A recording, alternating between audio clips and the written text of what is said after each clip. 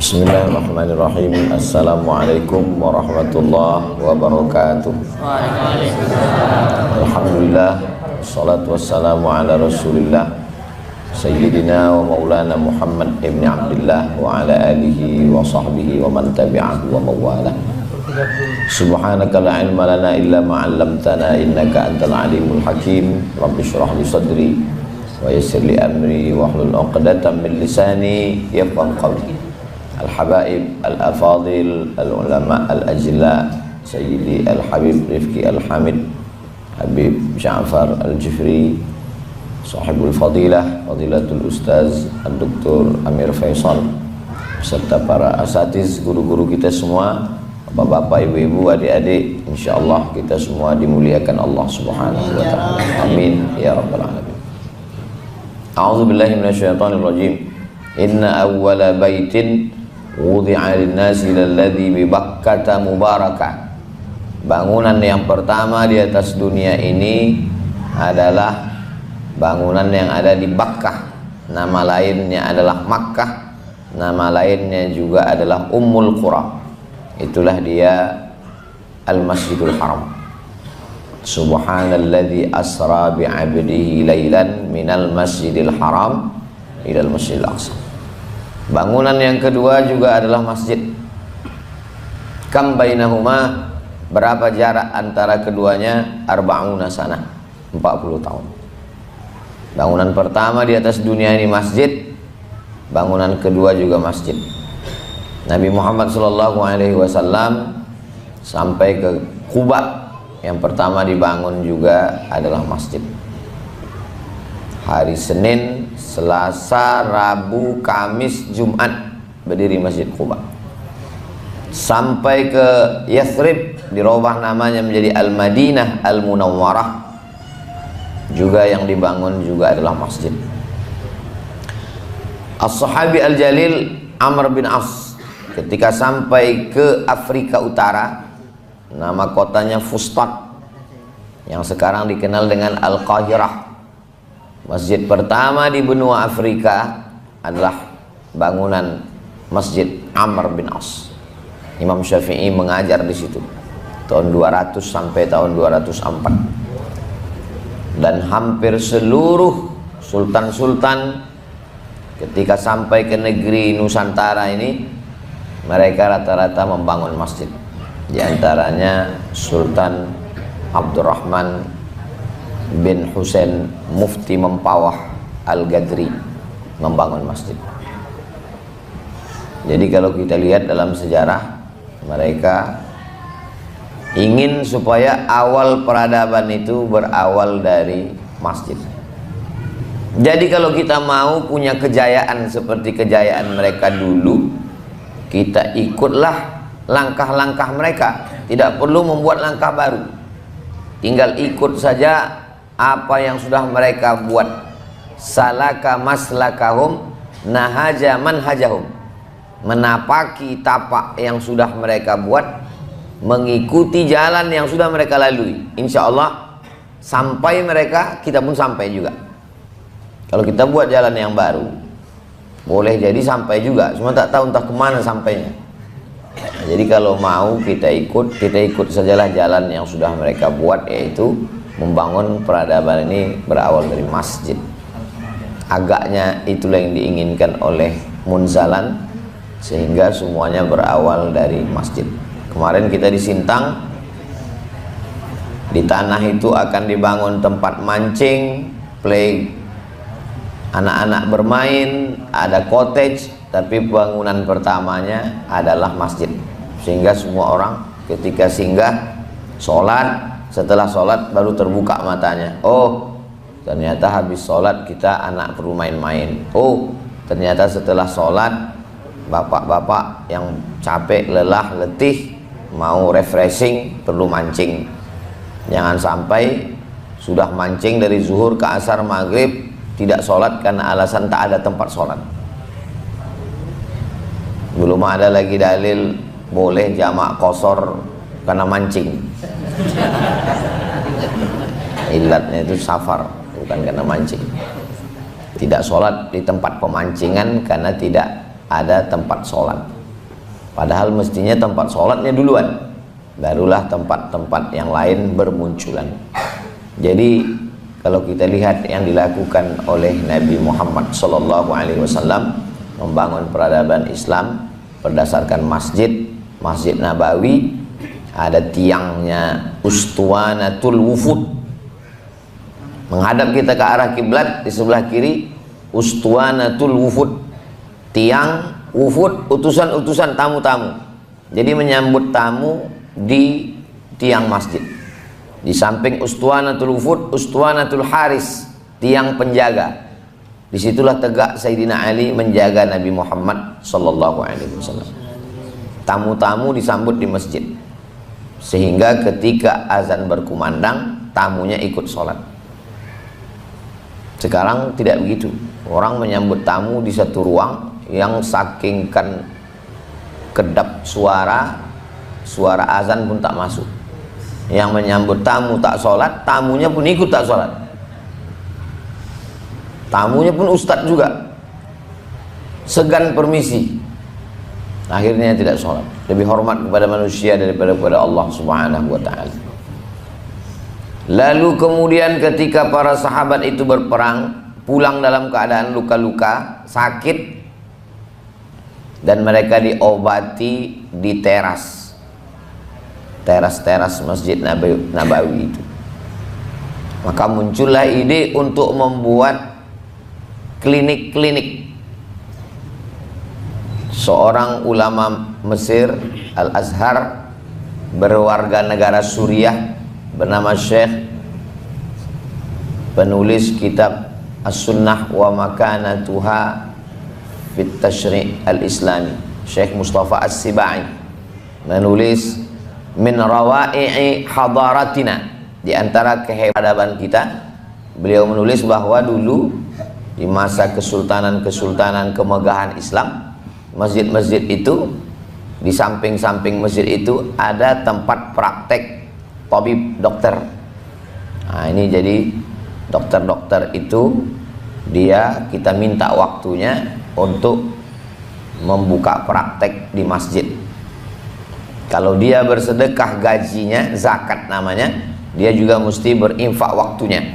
Kalau dia punya waktu praktek dalam sepekan 7 jam, lain lagi di rumah sakit, dia punya praktek di rumah, dia punya praktek ruko di toko dia, maka dia juga mesti meluangkan waktunya 1 jam, kita minta. Jadi dokter tidak hanya sekedar sholat berjamaah. Jadi kalau ada orang ngomong, itu Pak dokter tuh hebat Pak Ustadz, sholatnya berjamaah. Dokter sholat berjamaah biasa. Yang luar biasa itu kalau tidak sholat berjamaah. Dokter sholat berjamaah, polisi sholat berjamaah, tentara sholat berjamaah, memanglah itu biasa. Tapi yang luar biasa itu kalau dia mau meluangkan waktunya. Saya sholat berjamaah di sini dan saya kasih sepekan 1 jam untuk orang konsultasi kesehatan, untuk periksa, sehingga orang yang selama ini sakit badannya, sakit zohirnya, tidak pernah ke masjid, mampir dia ke masjid. Yang di dekat masjid itu ada tempat ruang praktek dokter, klinik kelamin untuk orang periksa penyakit, klinik kulit, klinik bersalin. Maka ketika masuk waktu sholat, dokternya berhenti, sama-sama sholat ke masjid. Yang selama ini mungkin tidak sholat, tidak pernah ke masjid, tapi begitu kali itu, mau tidak mau, suka tidak suka, dia pasti akan ke masjid. Kenapa? Karena terkondisikan oleh keadaan. Mungkin seorang suami mengantar istri periksa, cek kesehatan kehamilan, dia tidak ada niat mau sholat, tak ada niat mau ke masjid, memang tak pernah sholat, tak ke masjid, bukan ahli masjid, bukan ahli sholat. Tapi begitu terkondisikan, azan berkumandang, kata Pak dokter, kita berwuduk dulu, kita sholat dulu. Akhirnya mau tidak mau, suka tak suka sholat. Mungkin itulah sholat dia yang pertama, tanpa harus membacakan ayatnya wa aqimus sholah. Satu orang ayyahdiyallahu bika rajulan wahidan, satu orang dapat hidayah kanamu, khairum min humurin na'am, lebih baik daripada seekor unta yang merah. Jadi hidayah itu melalui masjid dengan cara-caranya. Agaknya itulah yang ingin dilakukan Masjid Munzalan, supaya lebih banyak pintu-pintu dakwah, tidak hanya melalui pintu khutbah dan tausiah yang jumlahnya yang datang itu limited. Di beberapa masjid yang datang itu 7 tahun ke bawah, 71 ke atas. Yang 7 tahun ke atas sudah diambil warnet, yang 17 ke atas sudah diambil game online, yang di atas itu sudah diambil kantor, institusi, tinggal lagi orang-orang yang memang tak ada tempat lain kecuali hanya masjid. Apa bedanya dengan tempat-tempat ibadah Eropa yang ditinggalkan anak muda, akhirnya lama-lama dijual. Nauzubillah. Masjid tidak akan mengalami seperti itu insya Allah. Lagi-lagi kalau pengelolaan masjidnya ditata dengan baik. Masjid juga menjadi tempat penetapan hukum. Makanya pada masa Kesultanan di Jawa, maka Sultan membuat mahkamah syariah itu di emperan masjid. Begitu selesai sholat Jumat, ditetapkanlah. Dulu pun pelaksanaan qisas di Masjidil Haram, samping Masjidil Haram, sampai akhirnya karena terlalu ramai, akhirnya dipindahkanlah ke Jeddah, Masjid Qisas yang di Kornes, yang di awal-awal dulu dilaksanakan di samping Masjidil Haram, sehingga komplek masjid terpadu, semua ada, kesehatan ada, tempat hukum ada, konsultasi ada, lembaga pendidikan ada, karena di masjidlah dibangun halakoh lingkaran. Jadi begitu selesai sholat, ada satu lingkaran, ada satu lingkaran. Dilarang membuat lingkaran dalam masjid kalau yang dibicarakan adalah urusan dunia. Maka kata Nabi, kalau selesai sholat jangan lagi ada lingkaran-lingkaran, pulang. Tapi kenapa tetap ada halakoh? Karena dalam satu masjid itu ada beberapa halakoh. Yang di sana halakoh tahsin, tajwid, yang di sana halakoh qiraat, yang di sana halakoh tafsir, yang di sana halakoh hadis. Jadi awal dari pendidikan Islam itu berawal dari masjid. Minal jami' ilal jami'ah. Salat yang ada salat, masjid yang ada salat Jumatnya jami'. Sedangkan universitas dalam bahasa Arabnya jami'ah. Jami'atul Azhar, Universitas Al-Azhar. Jami' Al-Azhar, Masjid Al-Azhar. Minal jami' ilal jami'ah. Jadi ada orang yang belajar di jamiah dengan sistem SKS, 16 tatap muka, potong UAS dan UTS, libur banjir, libur asap, libur gempa, akhirnya hanya 2-3 kali tatap muka. Ketemu dengan yang alumni halakoh talaqi masjid yang ilmu sangat berkualitas, menghafal matan, selesai matan masuk ke syarah, istimbat hukum, berurutan dari mulai matan takrib, naik ke Fathul Qarib, masuk I'anatul Talibin, sampai kepada Al-Mahalli, khusus dalam mazhab Syafi'i. Setelah itu barulah melihat mazhab-mazhab yang lain, Bidayatul Mujtahid wa Nihayatul Muqtasid. Lalu kemudian yang alumni jamiah bertanya kepada yang alumni jami', kenapa ilmu kalian lebih hebat dari kami yang alumni jamiah ini? Kata alumni jami', kami ini belajar di jami', sedangkan kalian belajar di jamiah. Walaysa dzakaru kal unsa. Laki-laki tak sama dengan perempuan. Itu pun senyumnya bisa 2 minggu lagi. Apa maknanya? Bahwa alumni masjid itu luar biasa. Dia ditempa, dibesarkan, dididik dengan sistem yang luar biasa. Dulu kalau kita kenal, hampir semua ulama-ulama besar Nusantara itu alumni jami'. Syekh Muhammad Hashim Asy'ari alumni jami'. Kiai Haji Ahmad Dahlan alumni jami'. Cobalah baca biografinya. Belajar di Masjidil Haram, belajar di Masjidil Haram. Karena tiang-tiang Masjidil Haram itu adalah tempat halakoh-halakoh. Tiang ini syekh ini, tiang ini syekh ini, tiang ini syekh ini. Dan halakoh yang paling ramai majelisnya adalah halakoh Syekh Ahmad Khatib Al-Minkabawi. Ramai sekali. Bisa dilihat dalam A'lam Makkiyin. Saya waktu menulis disertasi Syekh Muhammad Hashim Asy'ari wa juhuduhu fi nashris sunnah di Indonesia, kontribusi Syekh Muhammad Hashim Asy'ari dalam menyebar sunnah di Indonesia untuk mencari biografi para ulama Nusantara ini justru ditulis oleh ulama Makkah. Nama kitabnya A'lam Makkiyin, ulama-ulama Makkah, yang isinya ternyata banyak sekali ulama Nusantara, dan mereka ini alumni dari Masjidil Haram. Belajarnya itu di masjid. Kenapa? Karena dia tidak hanya menajamkan otaknya dengan presentasi, dengan menulis. Berapa banyak sekarang pelajar-pelajar kita kalau disuruh menjelaskan makalah tentang sholat, hebat sekali. As-sholatul lughatan, sholat istilahan, sholat menurut etimologi, sholat menurut terminologi, dalil tentang sholat, tapi tak pernah sholat berjamaah. Hebat menjelaskan tentang sholat, tapi sholat subuhnya jam 7. Itu apa bedanya dengan Snok Horgronyi? Apa bedanya dengan Islamolog, belajar Islamologi, pakar Islam, tapi ruhnya mati?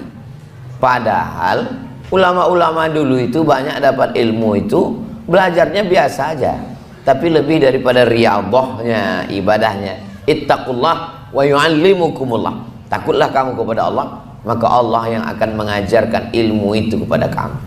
Jadi kita sesungguhnya hari ini kalau ada pelatihan masjid di Munzalan, pesertanya dari Sabang sampai Papua, dari bulan ke bulan hadir, itu sebenarnya adalah mengembalikan lagi masjid seperti sedia kala, kembali kepada fitrahnya.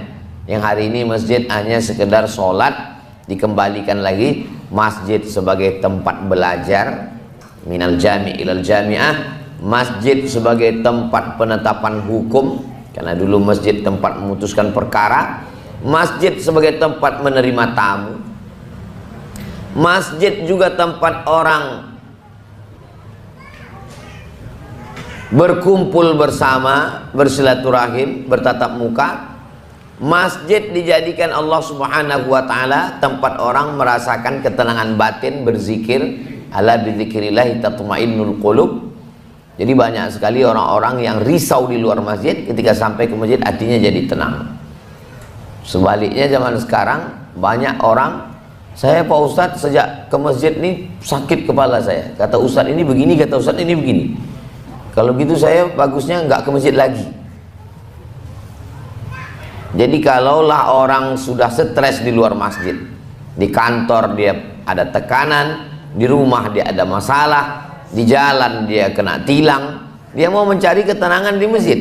Ternyata di masjid pun juga dia melihat tidak ada masalah dengan pengurus masjid.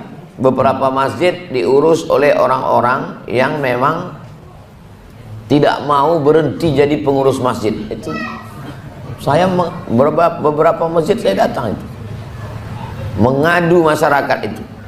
Ustadz ini pengurus ini udah lama sekali, apa kami kudeta aja Pak Ustadz? Saya bilang kalian kalau mau kudeta aja, jangan lapor ke saya. Mereka ini seolah-olah mau menjadikan kita sebagai dalih, nanti dia lakukan kudeta menurut arahan Ustadz Somad gitu. Kalau mau buat aja, jangan lapor-lapor ke kita. Kalau mau undang kita pas pelantikan kan gitu. Dulu Pak, waktu saya ke masjid ini, ingat saya yang ngundang dulu Pak Fulan. Iya Pak Ustadz masih ada di situ. Kenapa dia nggak datang acara maulid ini? Sejak tidak terpilih nggak pernah kesini lagi Pak Ustadz. Ini wa annal masajida lillah. Masjid itu milik Allah, bukan milik pengurus. Bahkan dalam susunan struktur pengurus dari mulai ketua, sekretaris, bendahara sampai ke bawah lebih 40 orang. Pengurus itu aja sah sholat Jumat, tapi tak pernah datang ke masjid. Padahal namanya pengurus masjid. Nah, ini jadi sebenarnya yang dilakukan Munzalan adalah mengembalikan lagi sejarah masjid yang lama yang sudah mulai ditinggalkan, Bahkan beberapa masjid itu hanya sholat Jumat saja.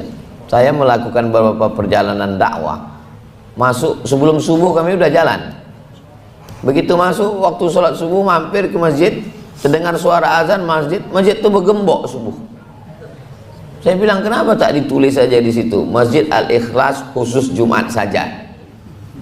Padahal masjid, kalau sampai satu waktu dia tidak dilaksanakan sholat berjamaah, istahwadzat alaihimus syayatin. Satu kampung itu kesetanan. Satu kampung itu dikuasai setan. Makanya ketika kita berani membangun masjid, maka kita sudah menyiapkan imamnya, menyiapkan pengurusnya, menyiapkan khotibnya. Itulah perlunya tadi lembaga pendidikan di samping masjid. Saya selalu menyarankan bupati, wali kota, gubernur yang membangun Islamic Center. Saya lihat, Pak Ustadz, insya Allah kita akan letakkan batu pertama, ini tanahnya tanah Pemda, pembebasan bla bla dan seterusnya. Saya bilang masjid aja, iya. Terus yang sholat biasanya lokasinya jauh dari pemukiman masyarakat. Kalau di pinggir jalan insya Allah tak akan sepi karena banyak orang lalu lalang. Tapi kalau di lokasi tertentu, dekat kantor, di atas bukit, siapa yang mau sholat berjamaah di situ?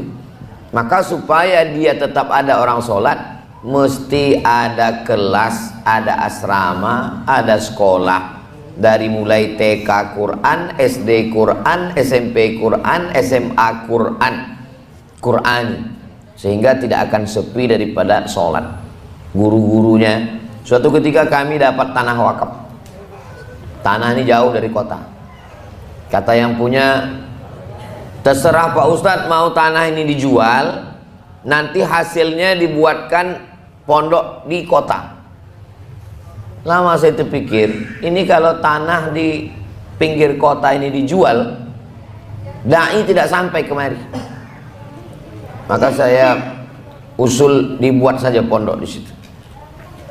Karena kalau dibuat pondok di pinggir kota, maka masjid-masjid yang ada di sekitar itu terayomi. Karena ustadz-ustadz yang mengajar bisa ngasih kultum sore Jumat untuk ibu-ibu yang wirid Yasin, bapak-bapak yang malam punya pengajian tidak terlalu jauh dari pusat kota, sehingga bisa menghidupkan. Filosofinya, lembaga kecil-kecil banyak lebih baik daripada lembaga besar satu. Satu besar, rusak satu, rusak semua. Jadi kalau ada satu lembaga besar, santrinya 50.000, terjadi kekeliruan sekali satu saja, entah guru salah jewer, habis kena jewer meninggal, itu rusak satu pondok itu. Apalagi memang sekarang seperti ada pembusukan pondok. Padahal pondok itu sudah bagus, 99,9 pondok itu sudah bagus. Tidak ada lembaga di dunia ini yang lebih bisa menyelamatkan anak kita daripada pondok. Carilah lembaga dari Eropa, Amerika, Jepang, Korea yang bisa mendidik anak orang dari mulai bangun pagi untuk sholat tahajud sampai tidur jam 10 malam. Tidak ada di dunia ini kecuali pondok. Tapi itu dirusak dengan isu-isu kekerasan, pelecehan seksual. Padahal sebetulnya yang terjadi itu sangat minim, kecil sekali. Tapi ada usaha pengrusakan, beritanya itu sengaja diangkat supaya apa? Supaya orang tidak memasukkan anak ke pondok. Kalau sudah anak tidak masuk pondok, habis, tamat riwayat. Untuk zaman sekarang ini tidak ada tawar menawar. Yang bisa menyelamatkan anak-anak kita itu tinggal satu lagi, pondok. Di luar itu saya tidak yakin. Jadi kalau ada orang mengejek, mengolok pondok, untuk apa dimasukkan ke pesantren? Siapa yang sanggup mengawal anak kita di rumah? Main handphone, gadget, slot, dan lain sebagainya. Kawan saya, sahabat saya, guru di salah satu sekolah, diadakan razia handphone. Ditangkaplah handphone anak-anak ini, diperiksa, dipanggil ibu-ibu bapaknya. Kebetulan yang satu ini ibunya dipanggil. Sahabat saya alumni Al-Azhar. Kata kawan saya, ini anak ibu ini sudah luar biasa ini, kami cek handphonenya, tolong awasi baik-baik. Kami di sekolah hanya bisa mengawasi dari pagi jam 8 sampai jam 4 sore, tapi di rumah ibu. Kata ibu itu, mohon maaf Pak, itu bukan handphone dia, handphone bapaknya. Ini ternyata bapaknya lebih kacau lagi dari anaknya. Dibawanya handphone bapaknya itu ke sekolah, tertangkap sama guru. Siapa yang bisa menyelamatkan kalau bapaknya saja begitu? Jadi yang bisa menyelamatkan ini tinggal lagi lembaga pendidikan yang berdekatan dengan masjid, yaitu pondok. Kalaupun dia tidak model boarding full day, karena lagi tren sekarang di pusat-pusat kota, berangkat pagi, titipkan anak, sore pulang dari kantor, ambil balik. Itu pun juga mesti pendidikan Islam. Kalau segmen ini tidak diisi oleh umat Islam, akan diambil orang lain. Ketika diambil orang lain, baru kita ribut. Kenapa anak sekolah di sini? Kenapa begini? Ini akidahnya apa? Ini orang selalu mengambil, kami ambil disiplinnya, kami ambil on time-nya, kami ambil bahasa Inggrisnya, kami ambil karena ini pernah dapat Nobel menang fisikanya. Padahal sebenarnya di balik itu semua adalah pengrusakan akidah, pluralisme, sekularisme, semua agama benar, sehingga anak-anak yang tamat tidak lagi mendapatkan kebenaran. Inna dina indallahil Islam wa may yabtaghi ghairal islami dinan fala yuqbala minhu wa huwa fil akhirati minal khasirin. Tidak lagi mendapatkan itu. Kenapa? Karena dari awal sudah mendapatkan pendidikan-pendidikan yang mengatakan ini semua hanyalah produk agama, ini hanyalah budaya, ini semua kebenaran yang sama. Nauzubillah. Jadi itu semua berawal. Pondok itu berawal dari masjid. Karena ketika ulama para kiai itu pulang mendirikan masjid, datanglah orang belajar, menitipkan anaknya, dengan sendirinya tumbuhlah asrama-asrama, disebut dengan pondok, karena memang anak itu sendiri membuat pondok itu kecil-kecil. Hanya saja sekarang dibangunkan asrama dengan bangunan beton permanen, tapi di beberapa tempat masih ada orang yang membuat pondok. Begitu dia tamat, pondoknya nanti diwariskan ke santri yang baru. Ayahnya datang membangunkan pondok untuk anaknya, satu pondok muat 2 orang. Nanti setelah tamat anaknya, pondok ini bisa dijual ke santri yang baru. Masih ada dipertahankan sampai hari ini, kemandirian. Tapi semuanya berawal dari masjid. Masjid yang diambil itu, padahal sholat itu lebih lama tegaknya. Mestinya namanya maqam, karena lebih lama tegak, qiyam.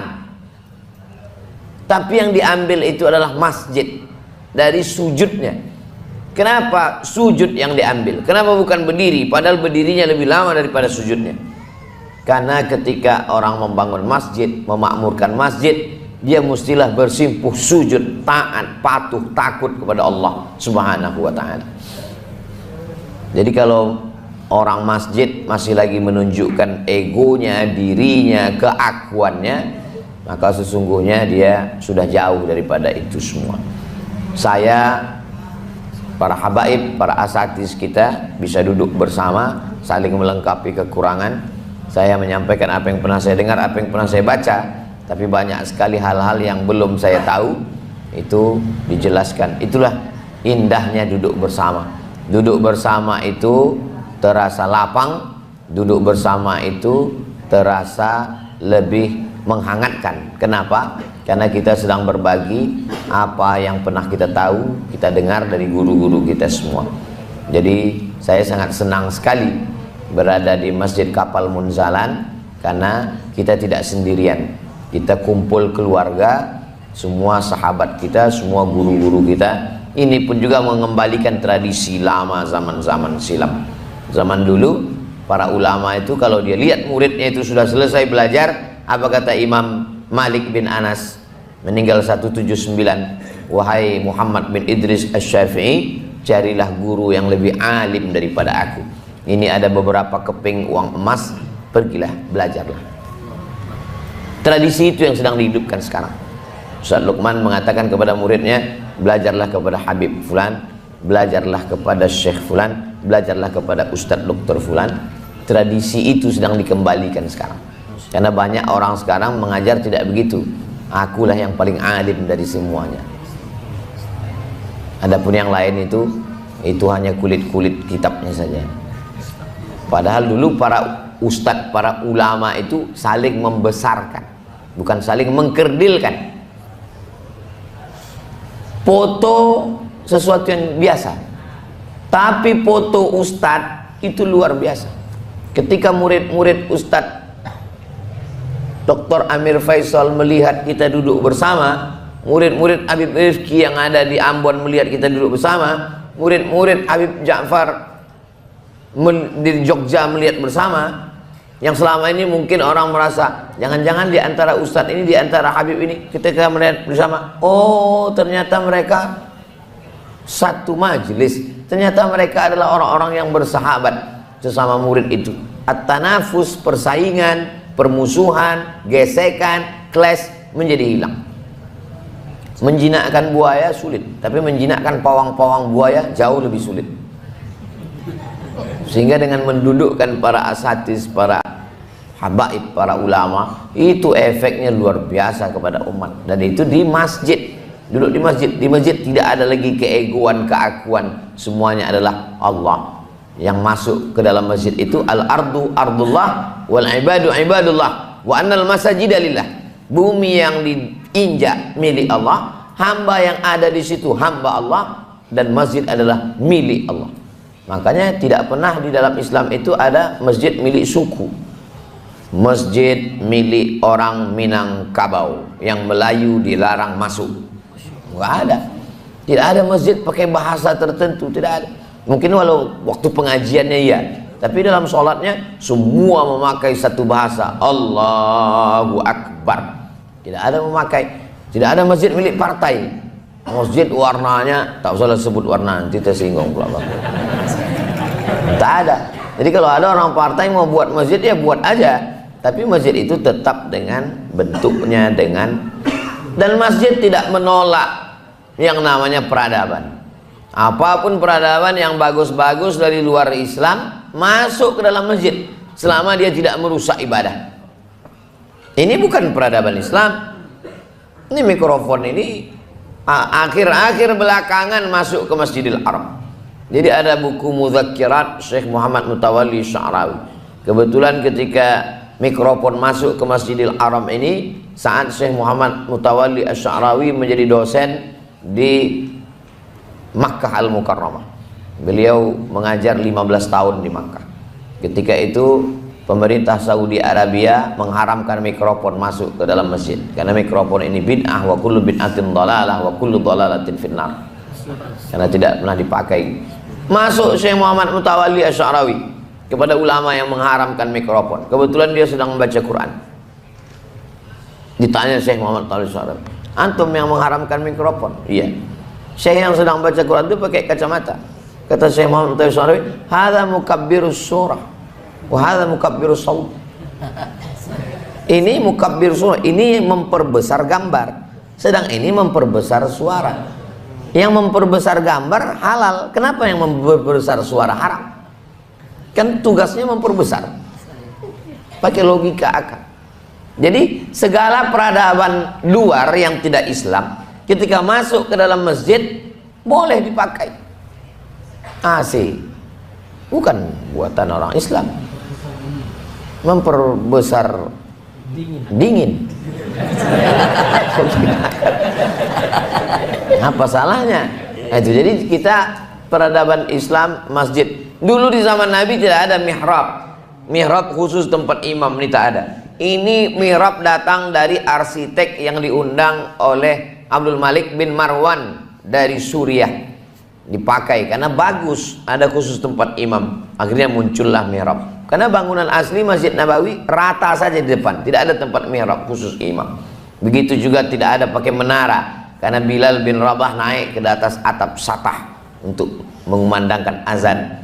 Munculnya menara itu ketika mereka sampai ke Alexandria, setelah naik sampan Bahtera melewati Laut Merah sampai ke pantai Iskandariah, mereka melihat ada tempat api menyala yang kita menyebutnya sebagai mercusuar. Tempat api itu dalam bahasa Arabnya disebut dengan manarah, nar, tempat api di atas. Mereka melihat, oh ini bagus nih, apinya dibuang, muazzinnya naik ke atas. Sekarang muazzinnya di bawah, suaranya di atas. Jadi peradaban itu dibangun dengan melihat, oh ini bagus, bagus, ternyata masuk. Masjid Nabawi yang asalnya itu rata saja, Tapi kemudian ketika Islam sampai ke Turki, yang waktu itu disebut dengan Bizantium, karena dia dipimpin oleh Raja Bizanti, kerajaan Bizantium, Konstantinopel, karena dipimpin oleh Raja Konstantin. Kelihatannya batu itu cantik, disusun letter U, naik ke atas. Batu tidak kayu melintang, tapi batu-batu yang disusun melengkung ke atas. Dari tiang kiri, tiang kanan melengkung ke atas. Menurut umat Islam ini bagus, karena dengan batu yang melengkung ke atas tidak ada tiang di tengah. Dengan tidak ada tiang di tengah, maka sop tidak putus. Akhirnya diambil, arsitek itu diambil, arsitektur tentang kubah-kubah itu diambil. Itu diambil dari peradaban luar Islam. Dan sekarang banyak sekali arsitektur masjid unik-unik itu. Nah, jadi bagi orang yang beranggapan bahwa kubah adalah rukun masjid, kalau tidak ada kubahnya berarti tidak sempurna masjid, maka masjid Kapal Munzalan bisa dipermasalahkan. Berarti ini syariat Nabi Nuh, kata dia. Tiang aja salah, harusnya di bawah itu. Tiang aja salah. Nah, jadi kita mesti memahami bahwa bangunan itu apapun arsitekturnya, selama dia baik, selama maslahat, karena Islam dia lebih pada substansi. Adapun gambar, arsitek mesti berpikir bagaimana masjid yang layak, solihun likulli zaman wa makan. Ada masjid yang mengadopsi Eropa karena ada musim dingin dan musim panas. Ada masjid yang memperlihatkan bagaimana local wisdom, bagaimana budaya timur. Maka kita lihat sekarang, cobalah tulis di Google itu 10 masjid dunia, maka akan muncul arsitektur yang unik dari Indonesia. Kenapa? Karena mereka menilai dari bangunan yang luar biasa. Masjid pada akhirnya adalah tempat orang untuk menyelesaikan masalah. Apalagi sekarang, aneh manusia zaman akhir zaman. Semakin canggih alat telekomunikasi, orang semakin tidak berkomunikasi. Dulu orang ketemu, bertatap muka, bermusyawarah, kelihatan mimik wajahnya, kelihatan intonasi, kedengaran intonasi suaranya. Sekarang muncul masalah itu kenapa? Karena komunikasi kita hanya melalui grup WhatsApp. Akhirnya terjadilah kesalahpahaman. Kenapa? Karena WhatsApp tidak bersuara. Kalaupun keluar suara tak nampak wajahnya. Kalaupun nampak wajahnya, tidak mewakili secara utuh. Sehingga banyak sekali orang yang kelihatannya garang mau berantem, pas ketemu akhirnya senyum ketawa-ketawa. Maka di mana orang bisa difasilitasi bertemu? Di masjid. Di masjid dia pasti ketemu, subuh ketemu, zuhur ketemu, asar ketemu, maghrib ketemu, isya ketemu, malam iktikaf ketemu, acara khataman Quran ketemu. Jadi sering-sering. Kenapa kamu bisa punya masalah sama si Anu? Inilah Pak Ustadz, komunikasi kami buntu, makanya ngopi bareng. Selalu ditawarkan komunikasinya ngopi bareng. Padahal sebetulnya kalau di masjid ketemu bareng, jumpa, ngopi tak masalah. Tapi ada yang lebih hebat lagi dari ngopi bareng adalah bisa membuat aktivitas di masjid, bisa duduk bersama.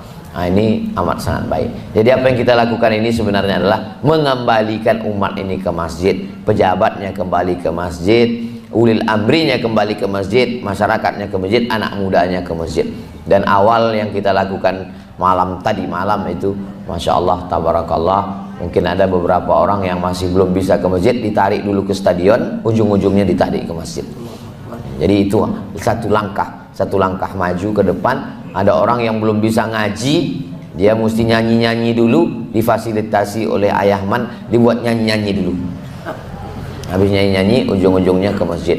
Ada orang yang belum bisa kenal dengan ustadz, belum bisa kenal dengan habaib, dikenalkan dulu dengan yang semi-semi ustadz. Udah agak-agak nyaris ustadz. Jadi yang nyanyi-nyanyi tadi malam itu udah hampir ustadz. Hah? Ada? Hampir ustadz. Hampir. Jadi kalau di Jawa ada kiai haji, mereka ini HK, hampir kiai. Allah segera insya Allah. Hakka Rizal. Jadi kalau Kiai Haji Lukman ada namanya Hakka Rizal Armada. Masya Allah. Mereka ini adalah orang yang memanggil umat untuk datang. Nanti setelah mereka masuk ke dalam, barulah mereka diisi kajian. Itulah yang dilakukan oleh Wali Songo dulu. Mereka pukul gending, mereka pukul gamelan. Orang mendengar dari luar, tidak dengar, oh ini bagus ini, masuk ke dalam. Akhirnya setelah masuk ke dalam, barulah diajarkan sekaten, syahadatain, asyhadu an la ilaha illallah wa asyhadu anna muhammadar rasulullah. Jadi masuknya itu bukan dengan pedang terhunus. Siapa yang tidak la ilaha illallah pancung kepalanya. Kalau begitu mereka dulu masuk tidak bersyahadat, kita sekarang masuknya bersyahadat itu melalui kebudayaan, melalui pesan-pesan yang lembut. Akhirnya nenek moyang kita menerima Islam, asyhadu an la ilaha illallah wa asyhadu anna muhammadar rasulullah sallallahu alaihi wasallam. Mudah-mudahan apa yang mereka lakukan dulu kita teruskan dan diteruskan oleh anak cucu kita, murid-murid kita, santri-santri kita saling melengkapi sehingga terjalinlah kumpul keluarga. Pada akhirnya kita menjadi keluarga besar dan rumah besar kita adalah masjid, dan mengembalikan umat ini kepada masjid. Dan nanti puncaknya sebagaimana mereka dulu jaya, Bani Khulafa Rasyidin, Bani Umayyah, Bani Abbasiyah, maka kita pun juga nanti akan mengembalikan kejayaan itu walaupun kita tidak sempat menikmatinya. Kalau kita menanam pohon kurma sekarang, mati kita tidak sempat bernaung di bawah daunnya yang rimbun, kita tak sempat menikmati manisnya. Tapi insya Allah anak cucu kita, generasi santri masa depan menikmati, kita dapat amal jariahnya insya Allah. Apa yang kita lakukan hari ini itu belum tentu kita nikmati hasilnya. Ini perjuangan panjang. Banyak orang sekarang mau semuanya instan. Orang mau semuanya cepat-cepat berhasil. Padahal mie instan pun ternyata direbus juga. Jadi tidak ada yang instan dalam hidup. Semuanya berproses. Dan kita insya Allah masih percaya pada proses itu.